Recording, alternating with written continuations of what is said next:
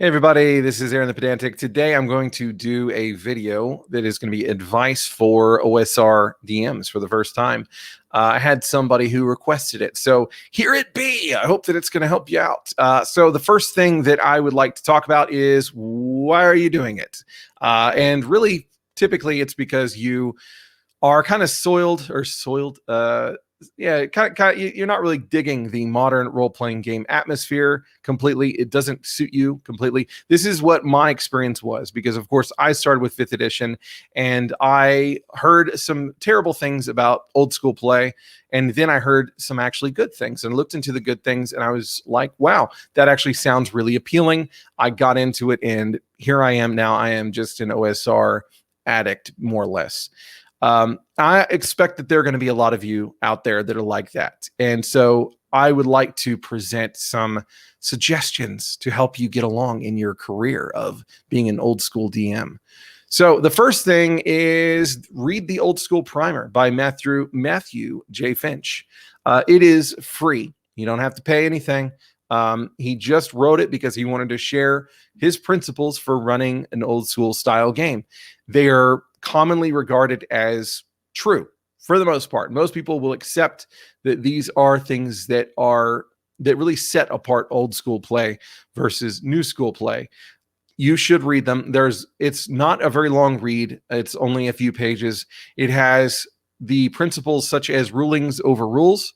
You hear that all the time, probably. Player skill over character skill. Heroic over super heroic. This is something you probably don't hear quite as often, but it tends to be true as well.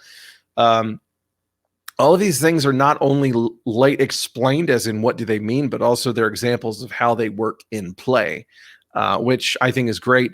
There's a lot of fantastic advice in there for new players and new GMs that are going to be running these things under interesting terms, talking about Zen and way of the, that kind of thing. It's really interesting, but it's a great read. It's free. Absolutely read it. You will have a greater understanding of what you should perhaps be striving for, or if this is actually for you, because maybe it's not. There are some people that will say that they disagree with different things in the Old School Primer. That's fine. That's the way that this works. That we're not a monolithic entity that all thinks the same. So that's just going to happen.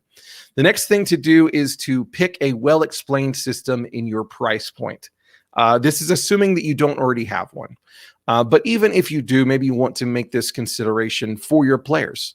So I'm going to make a recommendation for you. Let's say that you have a lot of money. Your friends have a lot of money. You got disposable income. You're not worried about that kind of thing.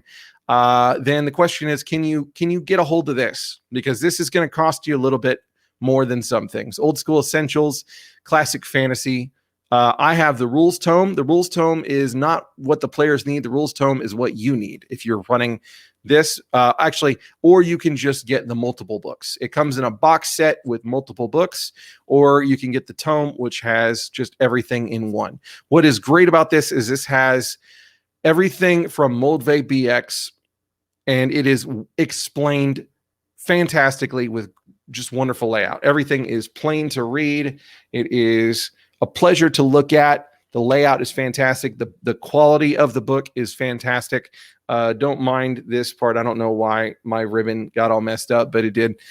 It's just phenomenal. The question is, can you pay for it? Can your friends pay for it? Because though they can get, and for almost any OSR system, you can typically get the PDF for free. But with Old School Essentials, you can only get the basic stuff free. So your players will have to buy a full player book that has, all of the spells, all of that kind of stuff, if they are wanting to play those kinds of characters. I believe that it also doesn't have the rules for them beyond level 3. I could be wrong. But regardless, they will not be getting the full package for free on PDF if they choose. They will need to buy a PDF in order to get all of that kind of stuff, or they'll need to get a physical copy. And physical copies have been hard to get for a lot of people if you didn't grab them whenever they were hot. The next one, if you're wanting something that's easily available, something that anybody can get very easily and absolutely free, or incredibly inexpensive, then I'm going to recommend Basic Fantasy Role-Playing Game, because it is going to suit those needs incredibly. Again, this is much like the rules tome for Old School Essentials. This has everything you need in it. It has your creating characters, your spells, it has your monsters, it has your treasure, it has your procedures, it has everything. It's all in there. It's very, very easy to work with. It will actually be probably a little bit more amenable to some people because of the fact that there is the separation from race and class. That is not something that exists in Old School Classic Fantasy. It is something that is in the Old School Essentials Advanced books. But all in all, Basic Fantasy, you could buy a book for everybody at your table for probably $50. Unless you have, well, actually, $50 actually really high. $30. I don't know why it was around $30 probably for like 6 players. You could probably do that, and they would have all of those rules at your disposal. You can also buy all kinds of adventures, and that is something I'm going to get to in a minute. There are many others. There are many others that have very inexpensive rules that you can get in print, or you can and you can download the PDF for free. Just try and find ones that are well explained so that you're not stumbling trying to figure out what exactly is going on here. Make sure that they're well laid out, because a lot of old school stuff isn't laid out as well as some of this. So there's a reason that a lot of these are more highly acclaimed than others, and you should consider that. The next thing is to practice the procedures. And this sounds like it would be a no-brainer, but people have made the mistake of not practicing them as much as they should before they run in and start running a game. It is just the truth, especially if you have some experience DMing and you're very confident in your abilities. Then a lot of times you are, I can kind of understand that, and I can kind of wing it if I have to. And it's fine. But I will say that you will get more out of it if you practice the procedures that are laid out in the books. And sometimes those procedures can seem silly until you try them. Absolutely is the case for me. For me, the initiative system of basically rolling party initiative and then going through phases of movement and ranged, and then melee, and then spells, all that kind of stuff, that seemed incredibly strange to me. It seemed silly. It seemed overly complex. But in practice, it's really not. It has a certain purpose. And there are some things like that you're just not going to get until you try them. So maybe you run a few sample combats with your friends. If you don't have friends like me, then maybe you run some sample combats with yourself. Maybe you just practice running it in your head. Whatever you have to do to get that figured out. Combat is something that if you've run new school games, you could probably handle anyway with your own procedures. You'll probably be fine. When it comes to wilderness, that is something that you probably have little experience doing, and you're going to want to see what all is out there. Most of these games will have those procedures for you. And the ones that I have recommended, they do have those procedures for you. They have charts for random encounters. They have the procedures that you're going to be using, foraging, hunting, resource management, all that kind of stuff is going to be in there. Even with Basic Fantasy Role-Playing Game, there's a PDF that you can get that has tracking the use of, actually, Old School Essentials has one too. I'm pretty sure Old School Essentials has one too. You can download for free, and it lets you keep track of stuff in the dungeon. Okay, it's been this many turns, random encounter check, this many turns. Now one of a torch should go out, that kind of thing. It's all going to be in there. And it's very important that you learn those procedures, but I will give you a serious but. Don't obsess about getting them perfect, because I know I don't. I don't get them perfect every time. There are going to be mistakes. It is perfectly fine. Don't get too hung up on it. Just do your damned best.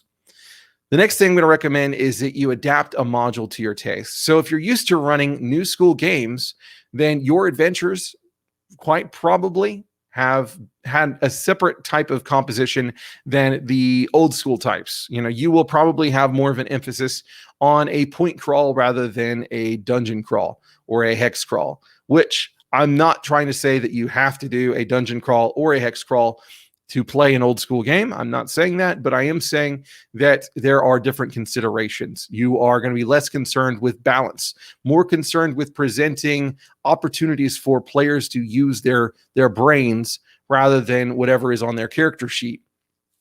You're going to be more interested in Jaquaying the Dungeon. And if you don't know what that is, you should go check it out. There's a great article on Delta Collins's Delta Dan Collins, his blog. I might put a link for that just in the description as well. But what I was going to suggest is that, yes, most people in the OSR are going to be familiar with a lot of classic dungeons. So if you're using a classic dungeon, such as Keep on the Borderlands, the Caves of Chaos and that kind of thing, then maybe you take that module and then you alter the ever-loving shit out of it to make it exactly what you're interested in running and make it your own.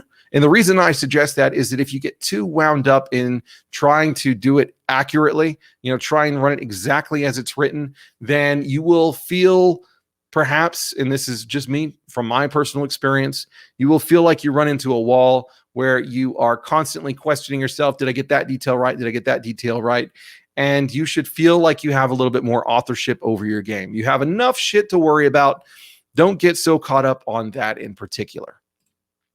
The last thing, and this is kind of in the same vein, is be confident. You're going to be dealing with a different set of clientele than you were dealing with probably with new school gamers. New school gamers are often, but not always, of a younger bent, whereas your old school gamers, they have probably been around for a while.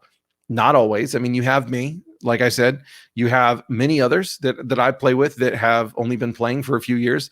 But for the most part, you have a lot of people that have been playing for 20, 30 years, that kind of thing. They know these systems very well. A lot of times they know the modules very well. So that's why you're going to want to try and adapt them rather than just recycle them.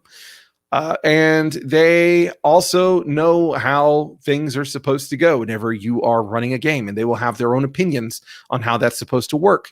And the most important thing that you can do is just be confident. If you make a mistake, it's okay. It's perfectly fine. If anybody raises a stink about it, just say, look, this is what happened. We're going to move forward, and we'll catch it better next time. That kind of thing. That is the best way to go. If you're stuck and you don't know what you're supposed to do, whether it's a procedure or something like that, just wing it and then move forward. And if there is a problem that comes of it, if people complain, then just say, look, I'm doing my best. I'm getting better. So, and for the most part, I have yet to run into somebody who even has suggested that I shouldn't be running games because of the fact that I don't have this stuff down perfectly. I've never seen that. I'm not going to say it doesn't happen, but in the old school spirit, it just doesn't seem to be as prevalent. I could be wrong. People may present anecdotes, but that is my experience. So I hope that this helps y'all out. Anybody out there who has yet to run a game in the old school spirit. I assume that most people that watch my channel are probably well-versed in all this stuff, but maybe they can share it with somebody who is interested in doing so. And I'm going to do one on players as well in the future. So take it easy. That's it for now. Have a wonderful